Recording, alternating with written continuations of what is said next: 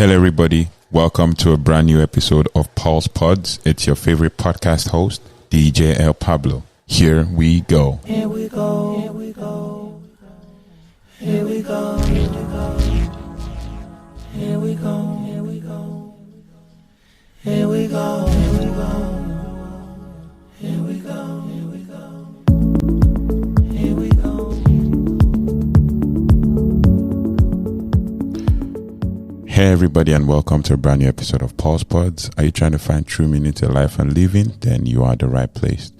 This is episode 21. I just want to thank you for listening to episode 20. We have a lot of reviews that came from the episode, and there's a specific point of view that interests me of someone who did the research, and I'm going to have to seek their permission to be able to put that out, probably in the next episode or something. But I just want to thank you for listening, and I just want to thank you for following through from episode 1 to, or from our pilot episode to now. We're going to keep trying to bring out very insightful things and knowledgeable stuff that you guys are going to gain something from. So yeah, thank you to the unique listeners and all of the other ones and the new ones that are going to subscribe to whatever platform you listen to your podcast. But thank you so far. So today's theme, or today's topic, or today's title, what does Halloween even mean? So I'm going to try to go through maybe two histories or historical backgrounds about this celebration and why it is celebrated and what it connotes. First, I'm going to start with one from businessinsider.com. You're going to find this on businessinsider.com, and it's basically I have had a personal understanding of what Halloween meant because I've seen where they celebrated, at least in different countries and online and with videos and plans and things that you see.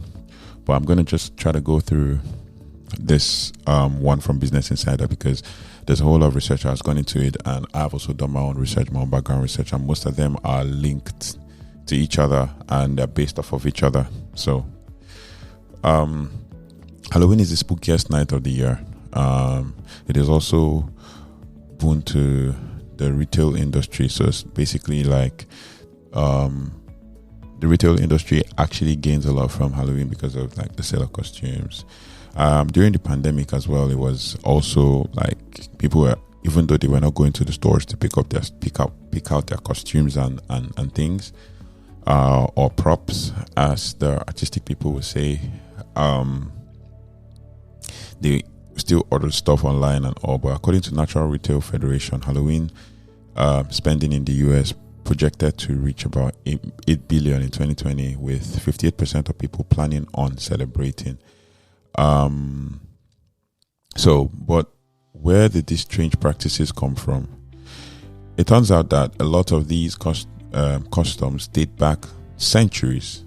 The holiday has changed over time or evolved, transforming from the Asian tradition to the flashy fright fest we know and love today. So let's look at the origins. So Scottish poet Robert Burns helped to popularize the word Halloween with the 1785 poem of the same name. So where does the name itself come from? So according to an online etymology dictionary, like I said, there's a whole lot of linkage between all of these researches that have been done. It is actually two words smushed together. Hallow, that is a holy person, and it refers to the saints celebrated on All Saints Day, which is November 1. And then in, part of the word, is a contraction of eve, or evening before. So basically, Halloween is just an old-fashioned way of saying the night before All Saints Day, and is also called Hallowmas or All Hallows Day. Now, this comes from the fact that November 1 is All Saints Day, a Christian fest or feast dedicated to celebrating the faithful departed, including all the saints. In Christian tradition, people start celebrating major feasts the night before they take place. Take Christmas Eve, for example. So historians have linked Halloween to Samhain, or as it is called, Sowing, the Celtic festival of the summer's end, celebrated in Ireland, Scotland, and the Isle of Man.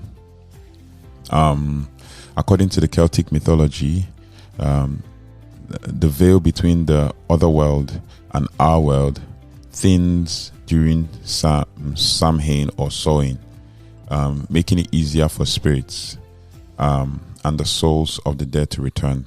Samhain is pronounced Sowing, but it's spelled Samhain. So I'm going to be saying Samhain or Sowing. Sow-in. So people would make offerings of food in order to get on the good side of these spirits and departed ancestors, according to the mirror. Now, All Hallowtide, which includes All Saints Eve, All Saints Day, and the subsequent All Souls Day, was initially celebrated in the spring during the early years of the church. So All Saints Eve is 31st of October, just to be clear. All Saints Day is 1st of November, and then the subsequent one is 2nd of November, which is All Souls Day. Pope Gregory IV switched it to the current date in 837, according to the Britannica.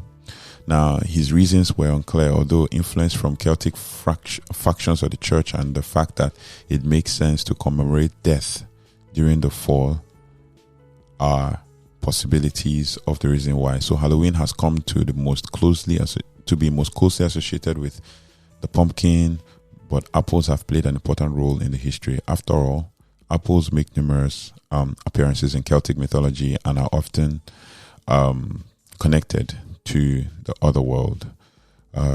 Bobbing for apples remain a popular party game. The reason? Well, the practice used to be considered a form of divination performed around the Halloween, according to the NPR. That's right. That's right. People would dunk their heads in a vat of water and try to bite into floating fruit in a quest to figure out their future spouse. Ladies will mark an apple and toss it into the tub. The thinking was they would be destined to whoever pulled it out of the water. So there's a whole lot. So if you ever meet the devil on the darkened road, don't try to trick him into climbing a tree. Otherwise, you might end up like the Irish folk figure, jack-o'-lantern. So it's like there's a whole lot. Modern day intricately designed pumpkin creations certainly intricately designed pumpkin creations certainly make for impressive decorations. But back in the day, folks in Ireland dubbed their carved fairy turnips or jack-o'-lanterns as part of the ominous legend. So this is one historical reflection of what Halloween actually means. But according to history.com, or should I use history.com? Yeah, according to history.com, Halloween is celebrated each year on the 31st of October. And according to the origins, it dates back to the ancient Celtic festival of Sowing or Samhain, and the Celts who lived 2,000 years ago, mostly in that area, which is now called Ireland, the United Kingdom, and the northern France, celebrated their new year on November 1. So this day marked the end of summer, and as said in the previous one, this day marked the end of summer and the harvest, and the beginning of the dark, cold winter, a time of the year that was often associated with human death. So the Celts believed that on the night before the new year, the boundary between the worlds of the living and the dead became blurred. And on the night of October 31st, they celebrated Sowing or Samhain, when it was believed that the ghosts of the dead returned to earth. In addition to causing trouble and damaging crops, Celts believed that the presence of the otherworldly spirits made it easier for the druids or the Celt priests to make predictions about the future.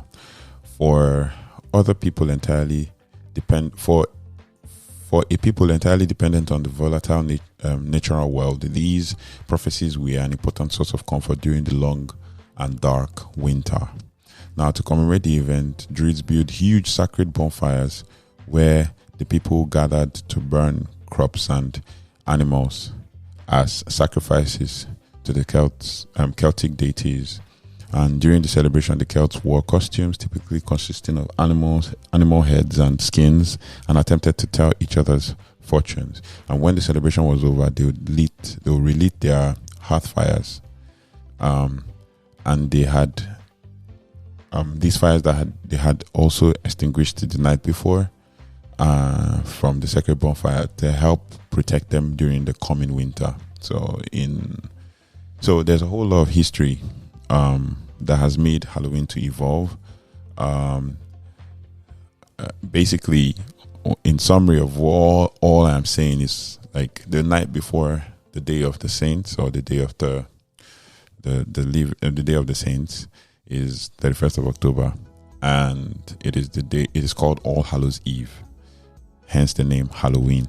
So I just wanted to give a context to what they celebrated mostly in the Western world. As you've heard, part of the origin is from what is now known as Ireland, United Kingdom, and France. So basically, Northern France. So just wanted to give you a brief overview of what it means, whatever you're celebrating, so you know, like, some of the origins and all of that. It feels so good to actually be trying to give you some knowledge or some context to what exists out there, so you know where your priorities lie. But I'm going to leave you with this. Make it a point of duty to sow a seed of good in the lives of people around you. Make sure you sow good seeds into the lives of people around you. As the Bible would say, love your neighbor as yourself. Whatever you're going to do to yourself because you love yourself, do it unto others, and as well it will be returned to you. So yeah, do your best to be the best version of yourself and love your neighbors. Sow seeds, good seeds in the lives of people, especially in this season of Thanksgiving. Make sure you sow a good seed in the lives of people so people can be thankful to God for you. Thank you for listening. Thank you to the unique listeners who consistently follow through and expect new episodes. We're going to be working on more episodes as time goes on, and I'm looking forward to my features, because I've been working in the background to try to get people to come on board. A lot of people have busy schedules, so it's hard to kind of bring them on, but we're working, and we're trying to see if we can do at least 2 or 3 features before the end of the year. But thank you for listening. God bless your heart, and see you on the next one.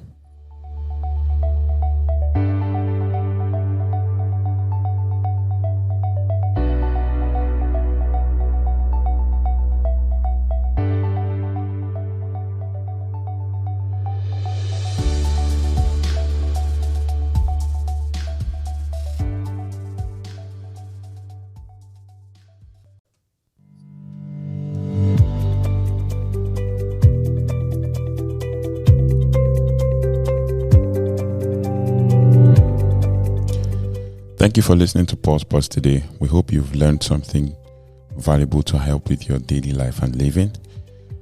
Pulse Pods is on social media, and you can literally find Pulse Pods on every social media platform where it is. Just simply search at Pulse Pods on Instagram, Facebook, and Twitter. And you could also send an email to pulsepods@gmail.com for any advert, questions, suggestions, or sponsorship. And also subscribe to Pulse Pods on all of the platforms where you find your podcasts, ranging from Spotify to Google Podcasts to Anchor, and anywhere you find your podcast, Castbox, Beta Radio, Breaker Radio, any platform whatsoever, Apple Podcasts. And just subscribe and listen, and God bless your heart.